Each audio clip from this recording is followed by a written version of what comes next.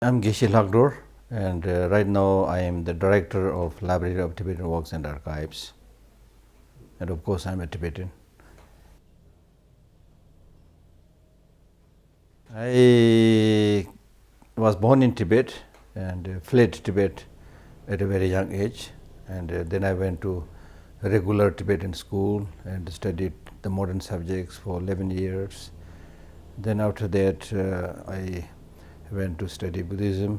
I became a monk and studied Buddhism for 13-14 years. Then after that I worked for 2.5 years in New Delhi, the culture center of His Holiness Dalai Lama. Then I worked with His Holiness's office for 16 years. And then I came here in the library, where I am now working as a director for the last 12 years. This work in the library is extremely important and also very interesting, because the purpose of this institute is to preserve and disseminate Tibetan culture, which is facing threat of extinction in its own country, in Tibet.